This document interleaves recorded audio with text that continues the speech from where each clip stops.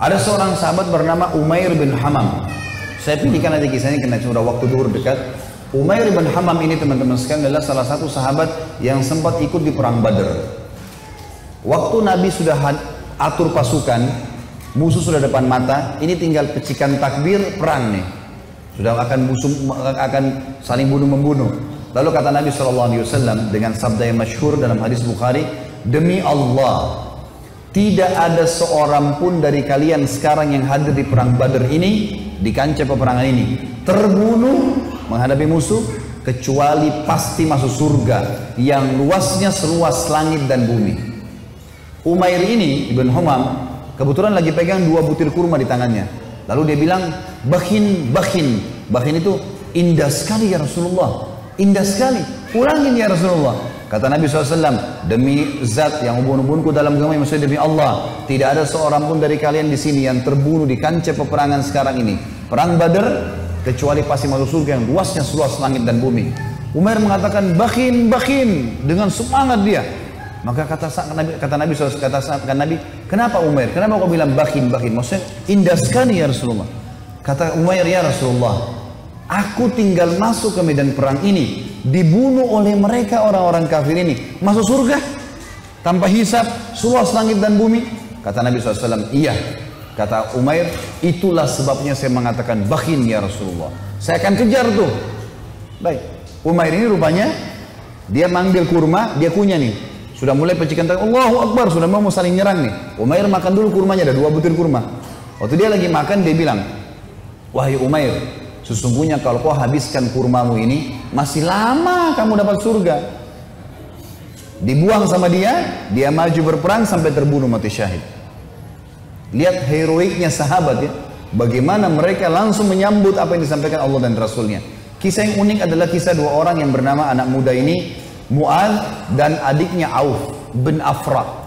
Ini teman-teman, Mu'adz ini umurnya 16 tahun, adiknya Auf namanya, ini umurnya 15 tahun. Ini masih belasan tahun ini. Bandingkan dengan generasi muda Islam sekarang. Azan aja belum tentu ke masjid gitu. Ini teman-teman sekalian ikut di perang Badar. Waktu ikut di perang Badar, Abdurrahman ibn Auf menceritakan kepada kita, mengatakan, waktu saya lagi lihat peperangan sudah akan berkecamuk nih, udah mulai mau berperang musuh, tiba-tiba ada satu orang anak muda 16 tahun namanya Mu'adz berkata kepada saya, kepada Abdurrahman bin Auf, paman, mana Abu Jahal? Kata Abdurrahman, kenapa kau tanya Abu Jahal? Kata Mu'adz, saya dengar dia orang yang paling suka menyakiti Nabi SAW di Mekah. Benar? Kata Abdurrahman, iya benar. Terus untuk apa kau tanya? Saya mau bunuh paman. Ini Abu Jahal ini saya mau bunuh. Kata Abdurrahman, baiklah. Kalau saya lihat nanti, saya akan beritahukan kau dia. Karena ini peperangan orang-orang lagi berkecamuk nih, kita belum tahu. Nanti kalau kelihatan saya lihat. Maka si Mu'adz nunggu di sebelah. Datang adiknya namanya Auf. Tanpa janjian nih, adiknya dia, umurnya 15 tahun. Datang sebelah tanya yang sama, paman, mana namanya Abu Jahal? Kata Abdurrahman, kenapa kau tanya? Saya dengar dia paling suka menyiksa Nabi SAW di Mekah. Benar? Benar. Untuk apa kau tanya? Saya mau bunuh paman. Kata Abdurrahman, baiklah, kalau saya lihat saya akan tunjukkan. Kata Abdurrahman, sementara 2 di kiri kanan saya ini sudah ada gemuruh-gemuruh suara orang sudah mau perang. Tiba-tiba Abu Jahal dari kejauhan kelihatan. Abu Jahal itu dari kepalanya sampai kakinya, kudanya juga sampai kakinya semuanya besi. Yang kelihatan cuma matanya saja. Dia dulu di atas kuda, dikelilingi oleh 10 baris pasukan. Lingkar. Nggak bisa ditembus ini. Bayangkan kalau satu orang berdiri, ada orang buat lingkaran pertama, lingkaran kedua, sampai 10 lingkaran. Gimana caranya menembus nih? Kata Abdurrahman, waktu saya lihat, saya bilang, itu Abu Jahal. Waktu saya bilang, itu Abu Jahal, kata Abdurrahman, demi Allah, si Mu'adz sama Auf seperti 2 anak panah yang melesit ya, dilepas dari busurnya. Lari dua-dua ini, menembus 10 baris itu. Tebas sana, tebas sini, naik di atas pundaknya, sampai ke Abu Jahal. Dan dua-duanya menebasin pedangnya, sampai kena ke pahanya Abu Jahal. Sobek pahanya Abu Jahal ini, berdarah, jatuh dari kuda. Gitu kan. Abu Jahal ini rajanya mereka ya. Rajanya orang-orang Mekah waktu itu. Dan kalau ini kalah, ini mati, berbubar semua di pasukan. Yang terjadi teman-teman sekalian, si Auf, si adik ini 15 tahun, dikeroyoki oleh pengawal-pengawalnya Abu Jahal, mati syahid. Si Mu'adz ini sempat nangkis-nangkis, tangannya kena tebasan pedang. Tapi dia sempat keluar gitu kan. Dia keluar dari medan perang, 16 tahun teman-teman sekalian. Diambil imamahnya, diikat tangannya sama dia. Yang sobek itu, diikat sama dia. Dia masuk melawan satu tangan. Waktu dia lagi perang, dia rasa tangannya ini mengganggu dia. Kesakitan kan? Dia mau cari mati syahid nih. Dia keluar ke kancah peperangan, tangannya ini diinjak sama kakinya, ditarik sama dia. Diputus sekalian. Dia masuk berperang sampai terbunuh teman-teman sekalian. 15 sama 16 tahun yakin mati di medan perang, ini adalah syahid. Gak ada rasa takut sama sekali. Ini luar biasa bagaimana. Kisah yang lain Abu Dujana. Abu Dujana radhiyallahu anhu ini sahabat Nabi, pernah begini, Syammah namanya dia Syammah ya. Beliau pernah ini Nabi SAW pegang pedang di perang Uhud. Udah masuk waktu? Hah? Hah?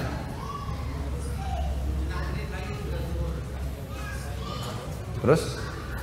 Maksudnya mau pertanyaan? Butuh tanya jawab atau materi nih? Nah? Kalau saya sih lebih fokus ke materi ya. Lanjut saja ya. Iya, lebih baik kalau antum pulang bawa ilmunya mungkin lebih bermanfaat daripada ada pertanyaan. Insya Allah kalau ada waktu lain, kalau enggak ini. Baiklah, Syammah ibn Harith ini radhiyallahu anhu, beliau pernah teman-teman sekalian Nabi SAW henuskan pedang di perang Uhud, lalu beliau berkata, siapa yang mau memberikan haknya Allah dan Rasulnya di pedang ini? Maka Hamzah berdiri mengatakan, saya Rasulullah. Nabi SAW tarik, nggak dikasih sama dia. Kemudian Nabi bilang lagi, siapa yang akan memberikan haknya Allah dan Rasulnya di pedang ini? Ali bin Abi Thalib berdiri, mau pegang. Nabi SAW tarik.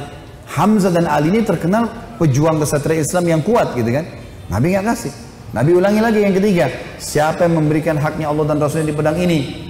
Maka berdiri lagi teman-teman sekalian, sahabat Nabi yang ketiga, yang sangat terkenal juga adalah Mikdad.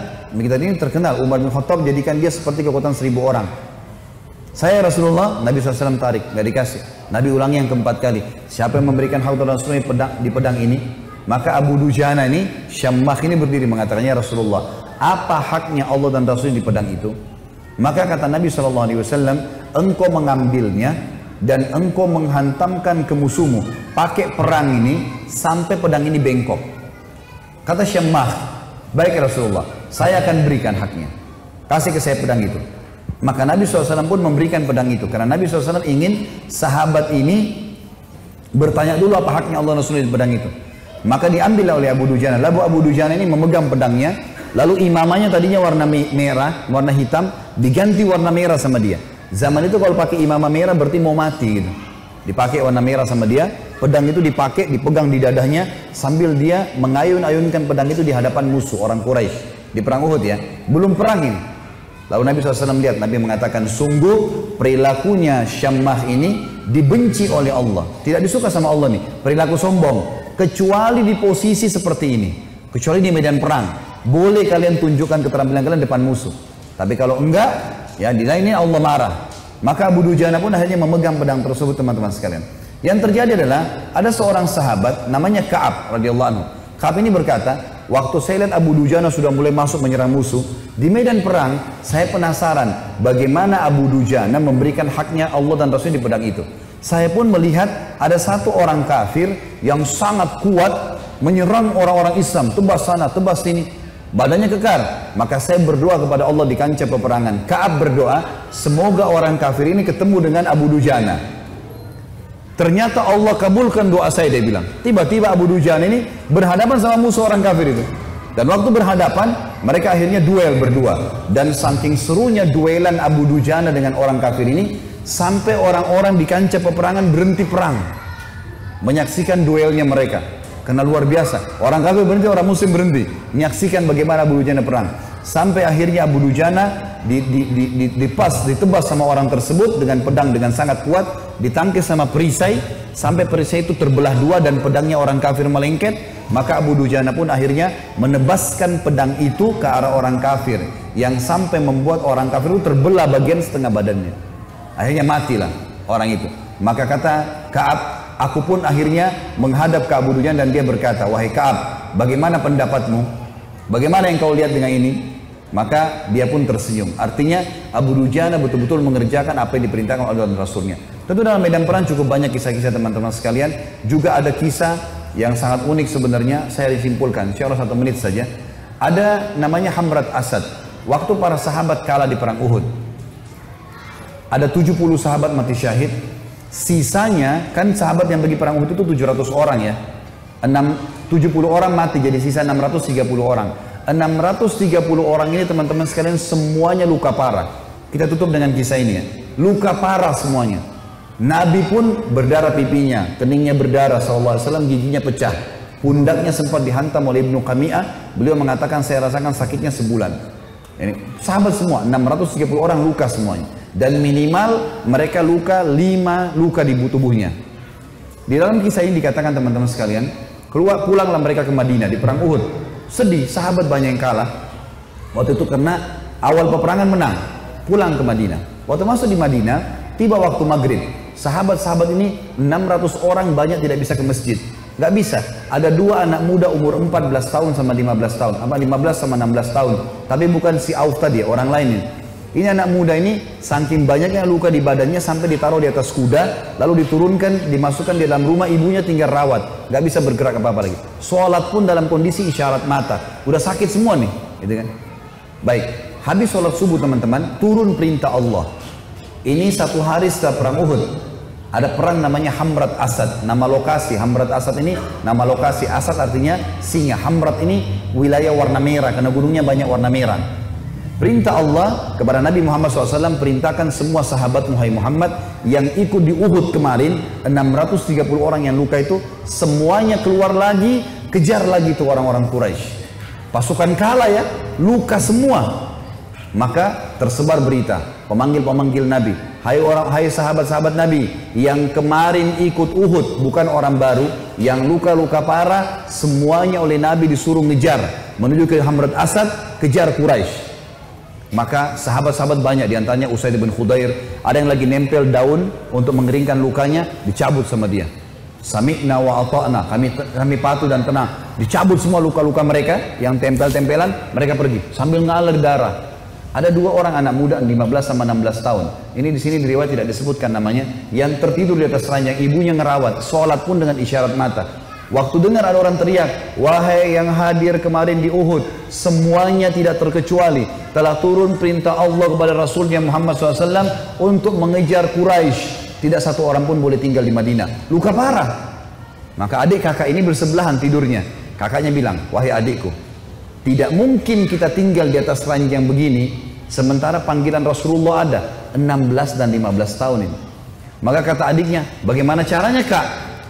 Kita nggak bisa bergerak nih. Apa kata kakaknya? Demi Allah, saya akan seret kamu sekali, kamu seret saya sekali, sampai kita menjawab panggilan Allah dan Rasulnya. Luar biasa. Saya waktu baca kisahnya sampai netes air mata teman-teman sekalian. Luar biasa. Dan akhirnya mereka seret-seretan sampai tiba di depan Nabi SAW. Ada yang berdarah, ada yang ini. Terutama 2 anak muda ini naik di atas kuda itu sambil diseret jalan ya. Waktu mereka diseret semua pada nangis lihat. Ini luar biasa orang ini. Dan akhirnya sahabat ini semuanya pergi ke sana. Pas Quraisy dengar 630 pasukan yang kemarin kalah, tidak ada orang baru yang datang, bukan tenaga baru cuma yang kemarin, mau berperang, Quraisy tidak berani kembali. Mereka takut, ini jangan sampai luar biasa nih, kok bisa sampai luka parah mau kembali gitu. Maka mereka tidak berani kembali dan tersebar berita kalau setelah kekalahan di Uhud, 1 hari setelahnya di Hamrat Asad muslimin memenangkan peperangan. Dan ini mengobati luka-luka mereka. Tapi saksi bahasan teman-teman bagaimana mereka luar biasanya dalam mempertahankan agama ini. Allahu a'lam.